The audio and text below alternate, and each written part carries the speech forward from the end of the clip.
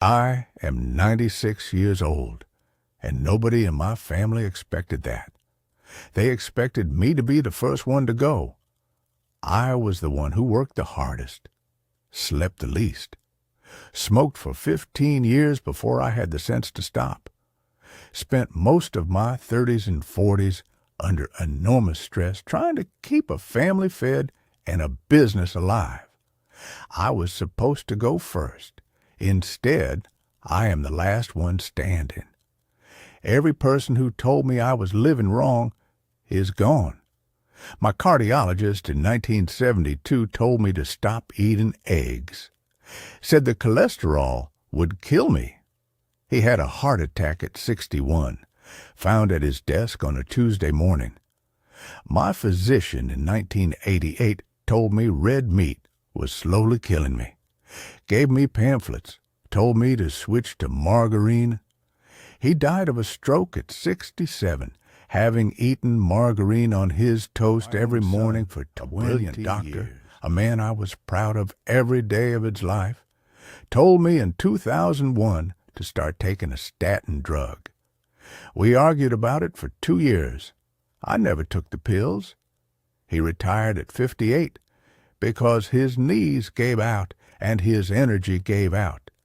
He can barely walk to his mailbox now. I still walk 2 miles every morning.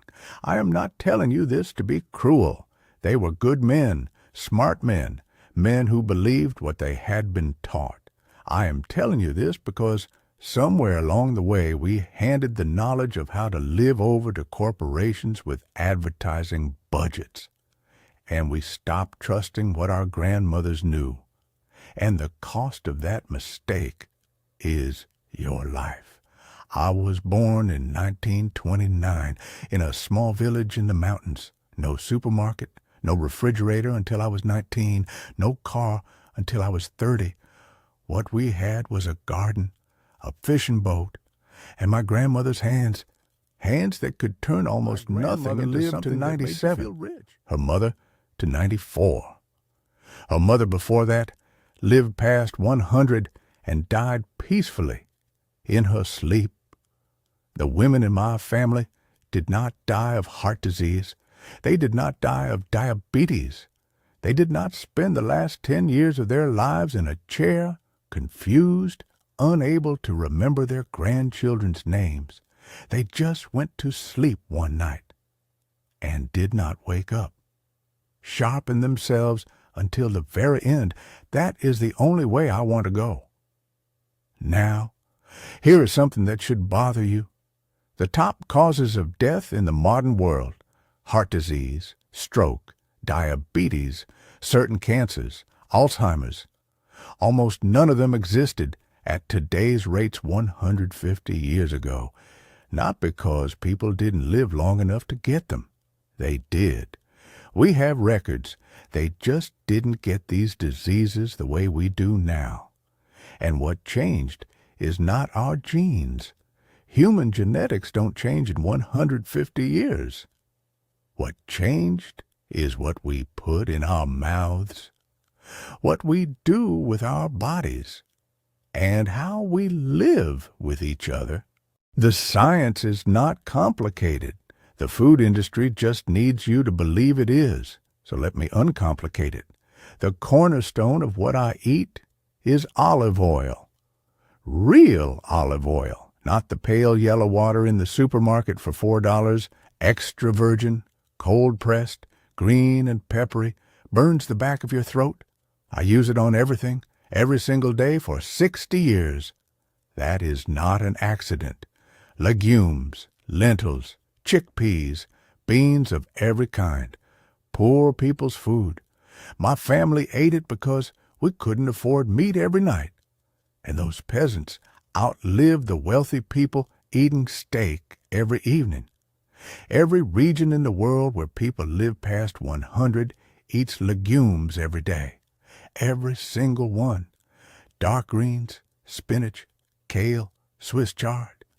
When I was a boy, we picked wild dandelion greens from the hillside. People today see weeds. We saw medicine, because that is what they are, 10 minutes in olive oil with garlic and lemon. Costs almost nothing. I have done it every day for 60 years. Raw when I can stand it. My wife used to say I was keeping the vampires away. Maybe I was. Maybe the vampires are the heart disease and dementia that come for you when you get old. Garlic keeps them away. One raw clove has more medicine in it than most pills, and it tastes better. Fish, small fish, sardines, mackerel, anchovies, the ones nobody wants because they smell strong and have bones. Those are the best ones. My father ate sardines on bread with olive oil and lemon almost every day. He died at 86, able to recite poetry he had learned as a schoolboy. I think about that every time I open a tin. Nuts, a handful every day. Raw almonds, walnuts. My grandmother kept a bowl of unshelled nuts on the table at all times. You cracked them yourself. That small effort was part of it. People who eat nuts every day live measurably longer. It is one of the most consistent findings in nutrition research. A handful of almonds. Fruit every day. Dessert. There is nothing. A real similar. Orange. Some figs. Whatever is in season. Not juice. Juice is sugar, without the fiber that makes it safe. When my children were young, fruit was their dessert. They didn't know another option existed because I didn't offer one. They are in their 60s and 70s now and still eat fruit after dinner. That is how you change a generation. You don't explain, you just don't offer the alternative. And one glass of red wine with dinner, one. I have done this most of my adult life. The doctors told me to stop. The research now says it was right. But one glass, the same thing that protects you in small amounts, destroys you in large amounts. Moderation is not weakness. Moderation is intelligence. Now, I told you there was something that cannot be bottled. I have watched men follow perfect diets and die at 65 looking like they were 85. Technically correct. Dead inside for the last 20 years. And I have watched men eat bread and cheese and wine every evening and live to 90 with fire in their eyes. The difference was not the food. The difference was whether they had something worth getting up for.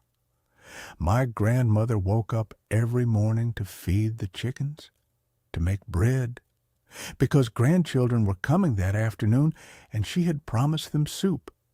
Those chickens needed her. Those grandchildren needed her. She knew it, and so she got up.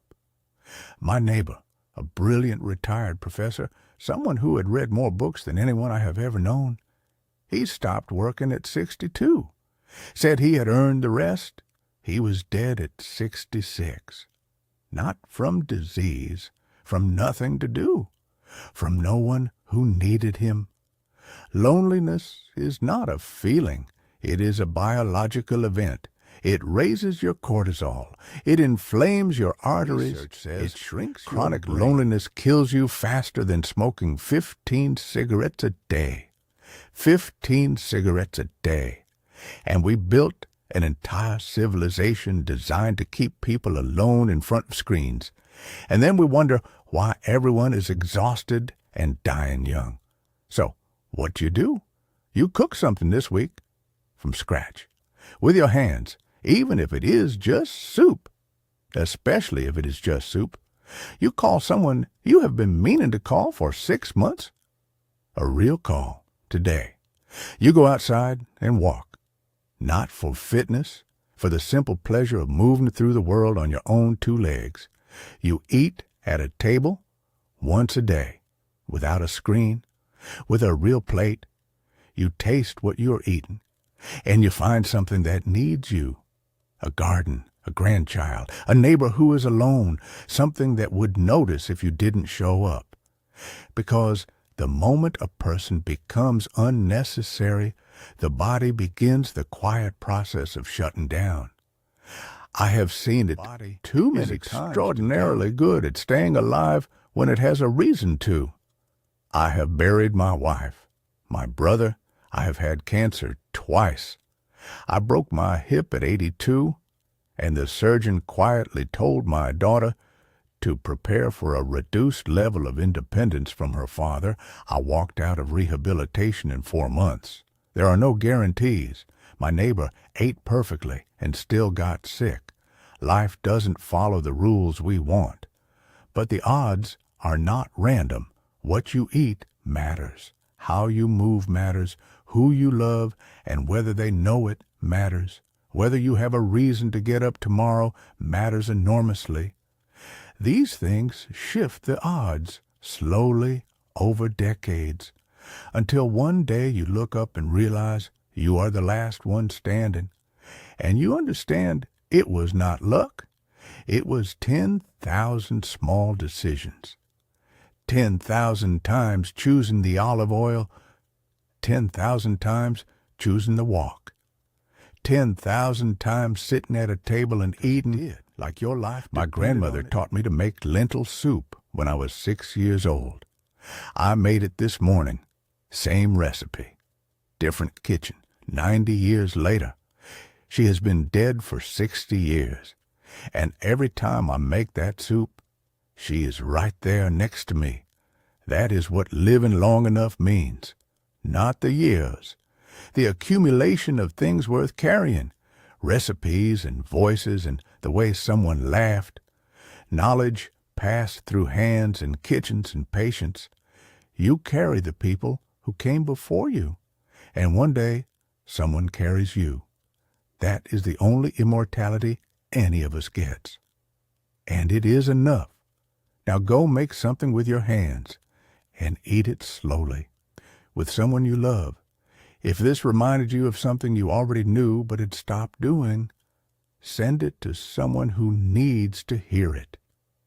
You know who they are. That is all. I have soup on the stove, and I do not like to let it go too long.